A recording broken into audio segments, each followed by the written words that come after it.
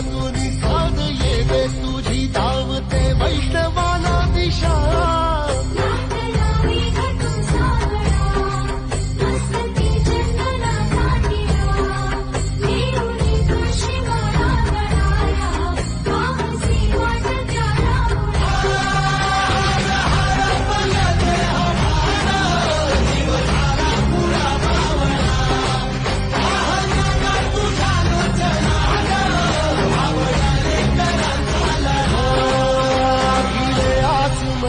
ध्वजा वैष्णवांची उभी पंढरी आज नादावली